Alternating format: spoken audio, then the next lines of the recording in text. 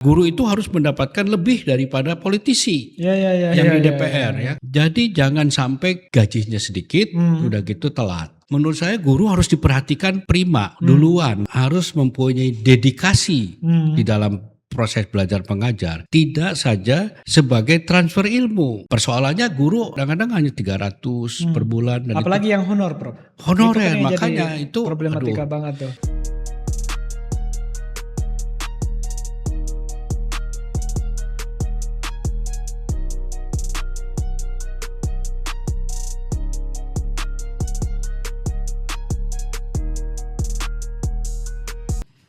Halo Sobat Reformis, jumpa lagi bersama saya Muhammad Yusrianto di Reform Syndicate dalam program Hub Wicara Hura. Kali ini kita kedatangan tamu yang sangat luar biasa, seorang senior yang melalang buana di dunia akademik dan sekarang beliau adalah rektor dan juga sebelumnya rektor Universitas Al-Azhar, sekarang rektor UICI, Universitas Islam Universitas Insan Cita Indonesia. Yeah. Profesor Dr. Asef Saifuddin, MSc, Master Science. Beliau backgroundnya ahli statistik. Ya. Apa kabar, Prof? Alhamdulillah baik, Mas Yus. Alhamdulillah. Senang sekali, Prof, bisa menghadiri podcast Reform Syndicate. Ya, saya juga senang sekali diundang oleh teman-teman di sini. Siap, Prof. Terima kasih banyak, Prof. Ya. Jadi kali ini, Prof, kita akan membahas soal sistem pendidikan.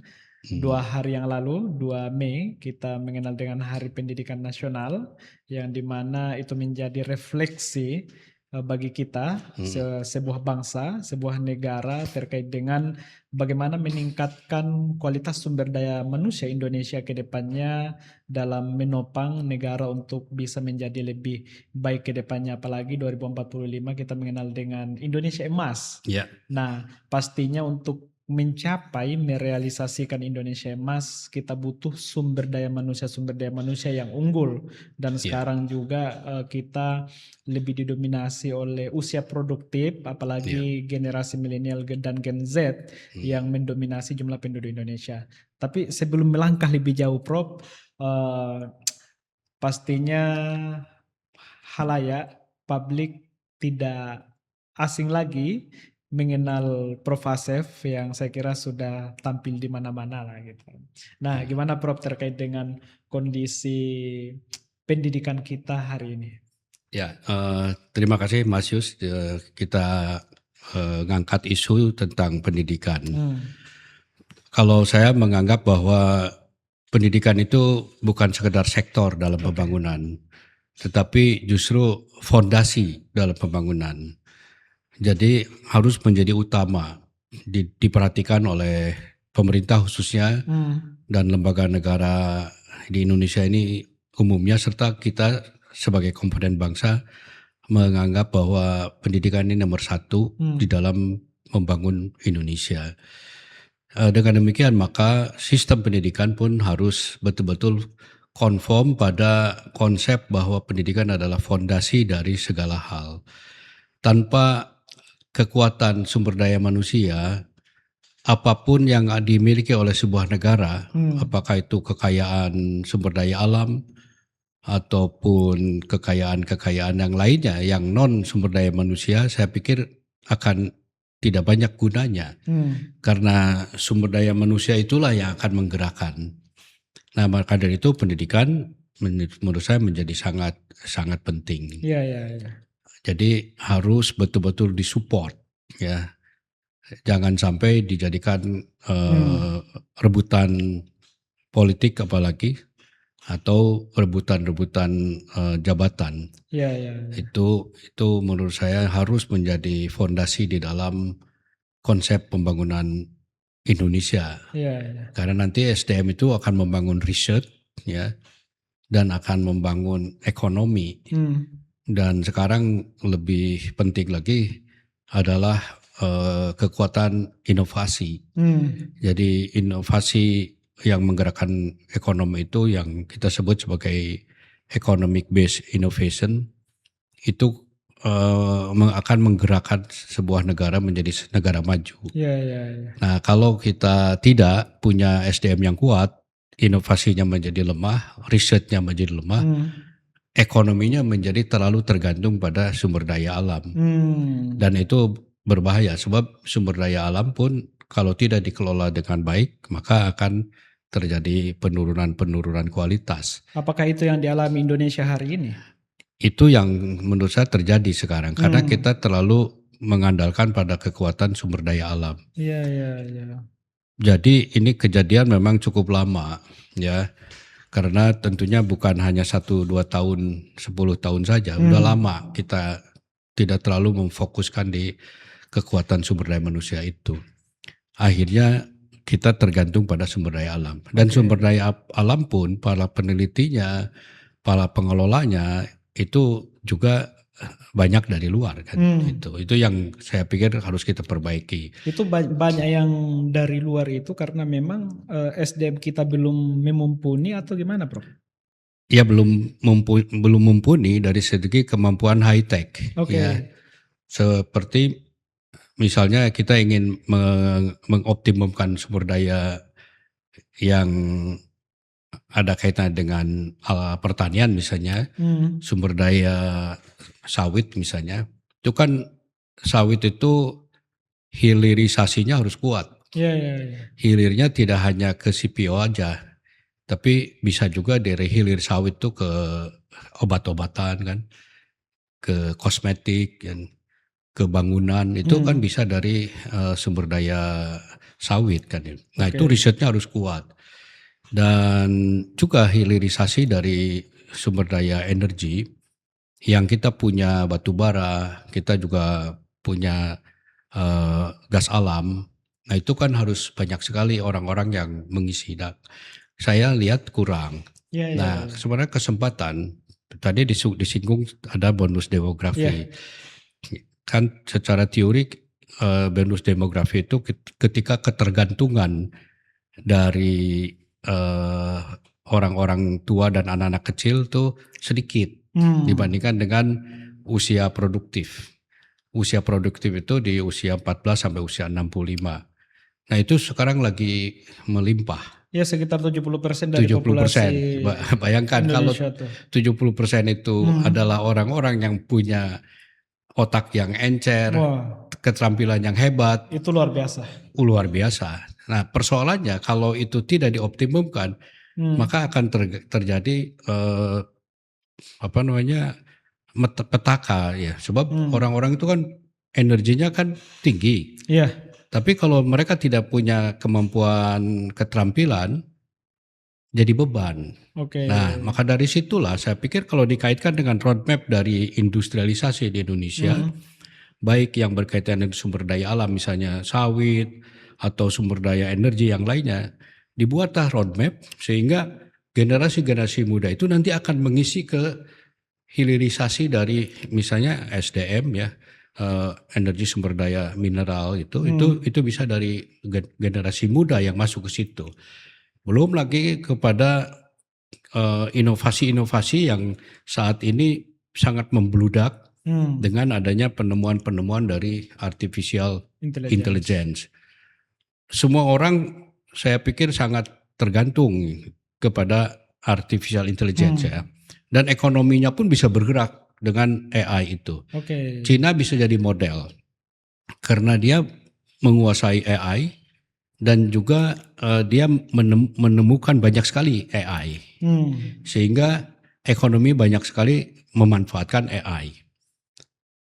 Karena itu ada orang yang kalau Yuval Noah Harari bilang AI itu bukan lagi artificial intelligence, tapi menjadi alien intelijen. Jadi makhluk halus, makhluk luar angkasa yang datang karena cerdas sekali kan gitu. Nah, cerdas sekali itulah yang harus dimanfaatkan. Kita jangan menjauhi itu. Dan generasi muda yang usia 14 sampai 65 kurang lebih itu harus menguasai itu.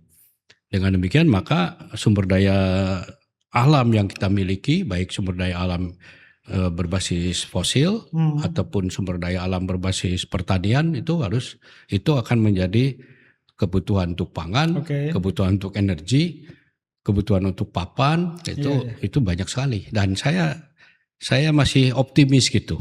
Asal dibenahin itu pendidikannya. Nah, pastinya kalau berbicara soal pembenahan sistem pendidikan, ini hubungannya dengan kebijakan pemerintah. Betul. Ada good governance di situ. Nah, bagaimana ketika menghubungkan antara kebijakan pemerintah hari ini dengan bagaimana untuk meningkatkan kualitas pendidikan yang tentunya itu akan berpengaruh ke kualitas atau peningkatan kapasitas siswa maupun mahasiswa ke depannya, Prof. Ya. Ya kita ketika terjadi reformasi itu otonomi pusat terhadap pendidikan dasar dan menengah itu udah diserahkan ke daerah. Ya itu di satu pihak itu bagus karena akan lebih terkontrol, lebih tertanggulangi, termasuk juga fasilitasnya. Tetapi harapan itu kan tidak terlalu terjadi, sehingga sumber daya manusia yang ada di daerah itu tidak muncul dengan optimum. Saya setuju dengan ide pemerintah untuk beberapa sekolah dari TK, SD, SMP sampai SMA dibentuk menjadi sekolah terintegrasi. Dan sekolah terintegrasi itu dikelola oleh pusat kan itu. Juga ada sekolah rakyat yang dikelola oleh pusat juga. Itu kan kebijakan hari ini ya. Nah, makanya itu saya pikir upaya pemerintah pusat untuk take over, tapi tidak 100%. Ada beberapa titik yang memang dia kuasai sehingga itu sumber-sumber daya manusia yang menjadi unggul gitu harapannya. Kalau sistem zonasi? Zonasi kan ada di daerah. Dan zonasi itu idenya memang bagus sepertinya ya. Artinya ingin mengurangi suatu gejala di mana pendidikan itu diisi oleh orang tertentu yang hebat-hebat saja, padahal itu bukan di daerah tersebut kan. Sehingga dihalangi oleh zonasi. Itu dari segi idenya bagus. Kedua dari segi teknis misalnya, dengan adanya zonasi tertentu di wilayah tertentu, maka orang-orang yang sekolah itu ada di situ sehingga kemacetan berkurang harapannya. Tapi kenyataan kan enggak. Tapi akhirnya terjadi kong-kali-kong juga. Orang yang di daerah KTP-nya di A rubah-rubah jadi KTP-nya di B. Itu kan itu cheating, itu tidak baik terhadap pendidikan dasar juga tidak baik. Jadi akhirnya menurut saya zonasi menjadi permainan-permainan juga gitu. Artinya zonasi ini bukan menjadi solusi, tapi malah menambah masalah. Menambah masalah karena ada beberapa hal yang dilakukan melalui walaupun tidak banyak, tapi kan cheating di dalam pendidikan kan tidak bagus. Jadi memang pendidikan yang dibuat oleh pemerintah pusat ada gagasan untuk sekolah nasional terintegrasi, itu saya setuju. Dan terintegrasi itu dari segi satu vertikal, dari TK, SD, SMP, SMA itu terintegrasi di satu wilayah, di satu kota, di satu daerah yang kurang lebih katakan sekian hektar, katakan ya 3-5 hektar juga bisa cukup. Kemudian terintegrasi dari fasilitas kan. Kemudian terintegrasi juga dari pemanfaatan energi. Kalau menurut saya, jadi energinya harus berbasis sumber daya matahari, PLTS, pembangkit listrik tenaga surya. Nah kalau itu bayangkan, kalau di sekolah-sekolah menggunakan PLTS, di mana surya kita ini 12 jam dan tiap hari ada, dalam setahun juga ada terus ya, maka menurut saya pemanfaatan PLTS di Indonesia dimasukkan ke dalam sekolah terintegrasi, itu persoalan energi ada sedikit berkurang. Tidak akan terlalu tergantung kepada energi fosil ya, termasuk batu bara. Biar aja matahari. Nah, ide terintegrasinya masuk ke dalam pendidikan sumber daya manusia juga gitu. Jadi orang-orang di situ sudah paham gitu. Anak-anak itu udah paham bahwa matahari ini sumber daya energi gitu. Sehingga sekolah itu tidak hanya sekedar textbook atau buku-buku aja. Jadi kehidupan pun terintegrasi. Nah, itu menurut saya bagus. Menurut saya pemerintah pusat tanganin sekolah nasional terintegrasi, pemerintah daerah tentunya harus support, dan pemerintah daerah jangan lupa mereka bertanggung jawab dari TK sampai SMA harus bertanggung jawab pada kualitas juga gitu ya. Sehingga nanti mereka masuk ke perguruan tinggi yang memang sudah tingkat nasional tugasnya itu adalah orang-orang yang pilihan. Oke. Nah, di perguruan tinggi itu yang juga harus fokus pada kebutuhan industri. Apa sih industri yang akan dikembangkan di Indonesia? Itu harus ada roadmap. Oke. Ya, industri otomotif, industri garment, industri apa? Mereka harus punya, termasuk tentunya ke industri pangan.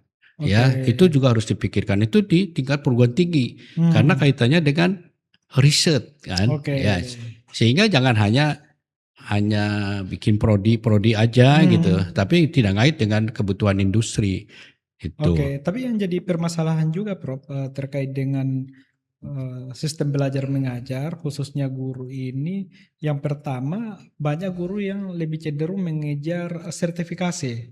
Kalau sertifikasi itu kan by point ya Prof ya. Kemudian yang kedua juga terkait dengan pembelajaran mengajar merdeka itu. Merdeka belajar. Merdeka belajar itu kan di si guru-guru itu kalau dalam ini beberapa ini ya survei ataupun pendapat bahwa akan menyibukkan pengajar untuk mengisi absen, kemudian karena ini ya dipantau, jadi interaksinya ke yang diajar ke siswa itu agak kurang gitu loh Prof. Ya. Gitu. Nah itu yang saya tekankan bahwa pendidikan itu bukan sektor, bukan sektor pembangunan, tapi fondasi pembangunan. Maka guru pun itu harus mempunyai dedikasi di dalam proses belajar mengajar, tidak saja sebagai transfer ilmu. Ya, apalagi zaman sekarang sumber daya belajarnya sudah banyak. Jadi bukan sekedar transfer ilmu, tetapi juga sebagai role model di dalam perilaku, attitude, karakter gitu. Sehingga dia tidak hanya terikat pada kenaikan pangkat yang waktunya habis untuk pengurusan administrasi kenaikan pangkat, sehingga lupa pada anak didik, padahal tugas utamanya kan ke anak didik.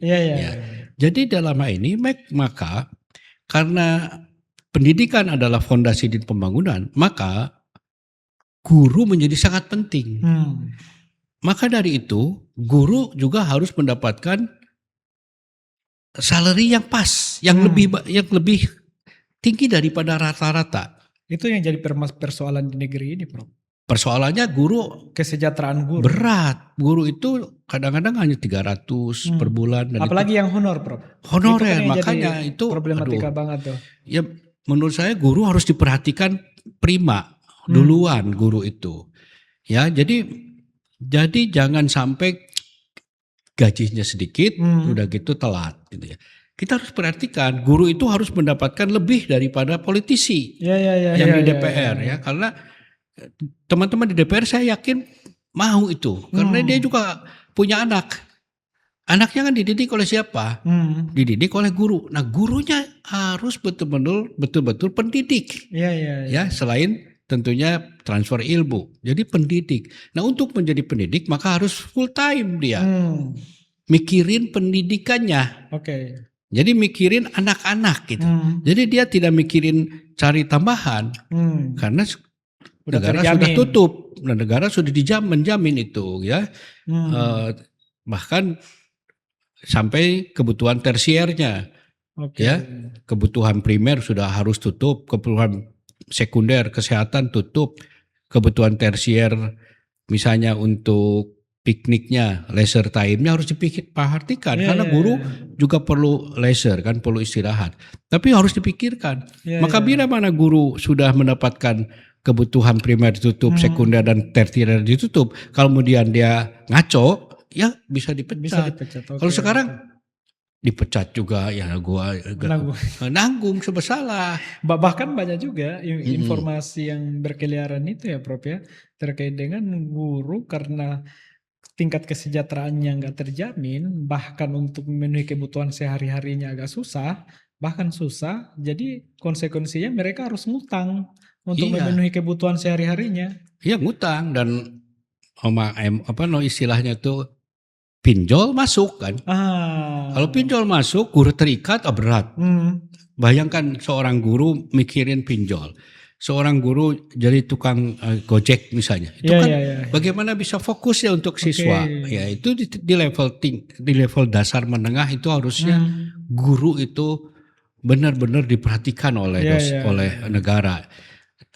Apapun guru itu, bila guru swasta ataupun guru negeri, itu adalah guru. Iya, iya, iya. Guru itu mendidik anak bangsa, bukan anak bangsa swasta atau anak bangsa negeri, Iya. anak bangsa Betul, betul, betul. yang dididik oleh guru. Gurunya bukan karena gaji negeri atau gaji swasta, guru ya guru. Pemerintah harus merhatikan itu supaya SDM yang muncul hasil didikan guru-guru yang benar adalah orang-orang yang akan mengisi negara Indonesia di 2045 itu benar gitu. Iya, iya, iya, iya. Jadi bukan hanya angan-angan gitu. Dan itu bisa di planning. Tapi kalau kondisi sekarang bisa dikatakan 2045 adalah sebuah angan-angan belaka doang, Prof. Ya, saya pikir mengapa Presiden Prabowo membuat program sekolah rakyat. Penyetaraan pendidikan ya. Ya, itu mungkin ke situ arahnya. Oke. Tapi tidak hanya itu. Kan kalau sekolah rakyat atau sekolah Garuda itu kan paling persentasenya kan sedikit. Iya, nggak terlalu banyak. Nah, untuk itu, sedangkan guru itu kan banyak guru itu. Perhatikan guru deh kalau menurut saya. Iya, iya, iya. Perhatikan guru. Supaya guru pun punya ketenangan dalam hidupnya gitu. Nah, kalau guru mempunyai ketenangan dalam hidup dan dia bisa mendidik putra-putri kita, saya optimis putra-putri kita itu akan menjadi orang-orang yang unggul dan berkarakter. Orang-orang yang unggul yang mempunyai attitude yang baik gitu. Itulah yang akan mengisi Indonesia di tahun 2045 bahkan sebelumnya. Jadi di planning 5 tahun ke depan, 10 tahun ke depan, 15 tahun ke depan. Di planning dari sekarang. Jangan tambal sulam terus-terusan. Iya. Itu. Jangan sampai kayak ini, Prof, karena sistem pendidikan kurikulum terus berganti dari periode ke periode itu juga yang jadi hambatan, Prof. Itu karena maksudnya baik tapi enggak jadi compang-camping. Iya. Ya seperti ingin memberikan sesuatu. Ya kalau menurut saya kalau tidak punya planning 25 tahun yang harus dipegang, pasti di tengah-tengah sang menteri ingin sesuatu yang dirinya yang lebih hebat. Oke. Korban siswa kan. Tapi kalau dia katakan 25 tahun yang dipegang 25 tahun, siapapun yang jadi presiden, itulah yang jadi pegangan. Paling ya perubahannya teknis sekali kan gitu. Tapi modelnya tidak berubah. Nah itu harus menjadi roadmap besar. Nah itu bagaimana SDM dibangun. Nanti kan dia akan masuk ke dunia industri. Nah di situ perguruan tinggi. Roadmapnya untuk dikaitkan dengan industri nanti. Kebutuhan industri apa. Perguruan tinggi juga nyiapin apa kan. Itu di perguruan tinggi. Jadi memang tidak lepas perguruan tinggi adalah suatu institusi yang akan memperkuat riset dan industrialisasi gitu. Di tingkat menengah ke bawah adalah suatu lembaga pendidikan yang akan mempersiapkan orang-orang cerdas yang berkarakter, yang bekerja berdedikasi untuk bekerja penuh dan juga dia mencari pembelajar yang baik gitu. Begitu masuk ke perguruan tinggi kan dia sudah siap. Tapi juga tentunya tidak semua orang harus perguruan tinggi. Betul. Ada juga orang-orang yang langsung ke tenaga-tenaga terampil yang keluaran dari SMK kan. Nah itu industri menengah ke bawah itu diisi. Tapi ya roadmap lah kalau saya. Roadmap harus dibuat. Ini kan kita udah merdeka 81 tahun, Prof. Ya udah lama, tapi pendidikan tahun, ya. Tapi bagaimana dengan sejauh mana kekuatan fondasi pendidikan saya kita tidak melihat suatu roadmap yang panjang. Yang sejak reformasi terutama. Sejak reformasi itu bagaimana konsep pendidikan kita yang panjang. Ya reformasi aja kan sudah 26 tahun. 26 tahun. Ya kalau 26 tahun kan sudah satu paket long term planning. Bahkan 28 tahun, Prof. 28 tahun. Iya. Ini udah mau 21 Mei nih, Prof. Iya ini 1 Mei. Artinya memang sudah panjang. Tapi kalau kita berpikir terus ke situ, ya sudah lewat lah. Ke depan aja kita. Mulailah kita berpikir dari sekarang ke 25 tahun ke depan. Tetapi yang 5 tahun pertama ini diisi. Jangan terlalu banyak diganggu nih pemerintah. support ya untuk penguatan di tingkat dasar menengah kemana, penguatan di tingkat perguruan tinggi kemana, kerjasama dengan pemerintah daerah di tingkat provinsi apa saja, di tingkat daerah kabupaten apa saja gitu. Nah itu jangan rebutan, harus betul-betul saling isi gitu. Ya kan sebelumnya di periode kedua Jokowi kan digabungkan antara Mendisdasmen dengan Mendisdikti. Ya. Sekarang kan udah dipisah lagi, Prof. Sekarang udah dipisah. Apakah dengan mana yang lebih efektif efisien ketika dipisah atau digabungkan? Kalau efisiensi memang dipisah lebih baik. Dipisah. Fokus dasar menengah satu kementerian, Dikti sendiri. Kebudayaan sendiri. Ya itu Dikti dan Riset itu memang punya ranah sendiri. Itu oke, tapi koordinasi horizontal dengan teman-teman di pemerintah daerah itu harus penting gitu. Jadi gak hanya pembenahan di tingkat pusat, ada Dikti sendiri, ada Dikdasmen sendiri, tapi kerjasama dengan teman-teman kita di provinsi dan juga di kabupaten itu harus saling support. Jangan dibiarkan liar, jangan dibiarkan random kan. Kalau random, yang pinter jadi pinter banget, yang tidak kurang kurang banget dan ada akhirnya yang pinter tuh ada kaitannya dengan kekayaan. Akhirnya makin kaya makin pinter. Yang kurang tuh biasanya kurang kaya juga gitu. Nah itulah konsekuensinya, Prof, ketika misalnya ada beasiswa LPDP kemudian masuk ke kampus-kampus negeri. Kalau yang banyak masuk ke kampus negeri ya, Prof, ya, mereka itu yang secara akses modal ada, akses belajar ada, fasilitas terpenuhi. Jadi mereka secara kualitas untuk lolos seleksi tinggi. Begitupun dengan beasiswa LPDP yang bagus bahasa Inggrisnya tentunya kebanyakan itu yang memiliki akses modal, kemudian akses fasilitas belajar. Ya, itu. Ya makanya juga harus ada afirmasi kita ke gitu. Karena kalau dilihat dari kekayaan dan kepinteran, ya kalau dibuat kuadran itu kan kuadran 1 itu kaya dan pinter. Kalau udah itu biarin aja. Kaya dan pinter, dia loss sendiri juga aman. Udah aman, betul. Tapi ada kaya kurang pinter, nah itu mungkin harus pikirkan, udah kaya kurang pinter, tetapi si anaknya dididik supaya, karena biaya cukuplah orang tuanya, tapi betul-betul dididik menjadi apa maunya. Yang berat itu kurang kaya dan kurang pinter, artinya miskin dan tidak pintar, itu yang harus dibantu. Kan dia bukan berarti tidak pintar, mungkin karena sumber daya ekonominya juga lemah, itu yang harus dibantu. Bagaimana agar naik itu kelasnya, kemana dia simpan itu, supaya dia juga tidak perlu biaya besar, dipikirkan oleh negara. Sehingga lama-lama otaknya encer juga.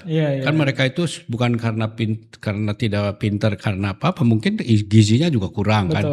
Sehingga perlu itu dibantu gizinya. Kan ada juga yang mungkin itu kaya tapi bodoh, ada pintar tapi juga tidak kaya. Nah kalau itu juga lebih mudah. Dia kan pintar tapi tidak kaya, itu bisa seleksi, bisa masuk. Yang berat itu yang sudah miskin, tidak pintar. Itu. Bagaimana pemerintah membangun itu? Gak hanya pemerintah pusat loh ya. Yang saya maksud tuh pemerintah daerah juga pikirkan itu. Kalau yang afirmasi itu kan kayak misalnya beasiswa LPDP, Prof, itu kan yang berprestasi kemudian yang masuk daerah 3T. Nah sekarang ada bagusnya. Ada juga afirmasi untuk santri. Ya, sekarang udah mulai ada perubahan-perubahan yang ada afirmasi. Kan alhamdulillah ada perbaikan. Dulu kan hampir tidak ada. Kan afirmasi untuk 3T. Berarti kan 3T itu daerahnya juga perlu dibantu. Sehingga orang-orang di situ perlu dibantu. Jadi prioritas ke situ. Kepada orang-orang yang ada di daerah 3T dan orang-orang itu ya ada klasifikasi pintar dan tidak pintar itu. Bantulah mereka. Dan juga kalau di pesantren juga mungkin dulu tidak dipikirkan, sekarang sudah, artinya ada prioritas untuk pesantren. Kalau tidak memang kalah melulu gitu, kan yang menang tuh orang kota, orang pintar. Memang kalau dibuka persaingan terbuka habis. Nah pemerintah tugasnya ya afirmasi gitu. ada perubahan yang baik ya, Hmm. tapi menurut saya harus dikaitkan dengan kebutuhan ekonomi Indonesia juga, roadmap Indonesia, sumber daya manusia apa yang disiapkan, industri apa yang harus dikembangkan di Indonesia. Oke. Itu mohon maaf saya tidak melihat. Ya Oke. kalaupun ada, tidak ada sosialisasi dan juga tidak ada suatu implementasi laporan tiap tahun roadmap itu sudah sampai di mana gitu. Nah itu penting tuh. Karena Oke. kalau tidak tahu sampai di mana kita berada, kita sulit lagi mau berangkat ke mana kita. Oke. Gitu. Jadi haruslah itu. Roadmap Ya, itu ya, harus ya. dievaluasi jangan per tahun, bahkan per semester harus Tapi dievaluasi. roadmap pendidikan itu apakah dari menteri terkait atau dari Bappenas, Bro? Roadmap itu konsep negara, tapi Untuk fondasinya, apanya? untuk membangun fondasi pendidikan yang lebih kokoh gitu. Fondasi pendidikan itu adanya di pendidikan dasar menengah untuk SDM Oke. yang di bawah SMA.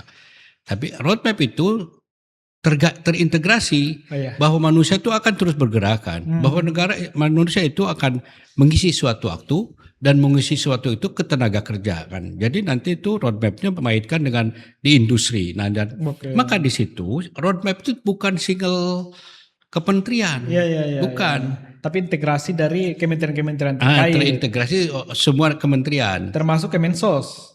Termasuk Kemensos, Yang semua sekolah kementerian. rakyat. Ya, sekolah rakyat itu kelembagaannya bisa aja di Kemensos, tapi sebaiknya sih di Kemendikbudrismen. Ya. Cuman yang menjadi pemimpin orkestra dari roadmap adalah Bappenas. Oke. Bappenas harus menjadi dirijen dari roadmap, membuat roadmap itu dari Bappenas karena dia akan masuk ke multisektor Ya. dan juga vertikal dan horizontalnya begitu. Iya, Prof, sebelumnya kan Prof menulis buku model pendidikan dalam mengatasi problematika masyarakat masa kini dan akan datang. Ya. Apakah yang kita bahas tadi itu poin-poin di dalam buku yang pernah ditulis sama Prof atau gimana, Prof? Ya, kalau model pendidikan untuk masa kini dan masa depan itu yang saya maksud roadmap itu sebenarnya. Roadmap itu kan sebenarnya mengisi jangka pendek juga mengisi menengah dan juga jangka panjang. Tetapi memang kompleksitas jangka panjang itu ada beberapa yang unpredictable, yaitu tapi jangan nanti kan masa depan itu tergantung masa depan, nggak bisa, harus didesain dari sekarang. Jadi kalau ingin memprediksi masa depan, sebenarnya bagaimana mendesain sesuatu dari sekarang, sehingga masa depannya itu tidak terlalu jauh dari harapan kita, walaupun tidak akan 100%, tapi masa depannya didesain dari sekarang. Jadi roadmap itu yang saya maksud, dan itu ada isinya adalah pelakunya adalah manusia, SDM, adapun sektornya itu berbagai komponen, bisa industri garment, industri sumber daya alam, sawit, industri SDM dan sebagainya. Itu tentunya adalah komponen sektornya. Jadi minimum 25 tahun itu roadmap itu. 25 tahun ke depan. Ya, 25 tahun ke depan yang diisi 5 tahunan. Itu yang sebaiknya harus punya kita. Dan itu menjadi panduan baku. Ya. Terkait dengan perubahan ada hal yang teknis itu urusan lain kan. Ya, tapi baku 25 tahun. Nah, nanti politik harus konform ke situ. Jadi siapapun yang jadi presiden konform pada roadmap 25 tahun gitu ya. Sehingga si negara ini tidak kemana-mana. Siapapun yang jadi presiden, partai apapun yang berkuasa, tetapi partai kan sebenarnya teknis. Karena yang penting itu adalah kebijakan jangka panjang, grand design-nya. Itu yang penting. Itulah yang kemudian kalau kita melihat negara-negara maju ya Prof ya. Jadi secara sistem pendidikan yang berpengaruh pada kualitas generasinya, kualitas masyarakatnya, makanya mereka bisa menguasai berbagai macam sektor. Kayak misalnya di Australia, Korsel, Jepang, bahkan Cina pun juga dengan sistem pendidikan yang mereka miliki. Kayak misalnya beberapa kampus Cina kan masuk di top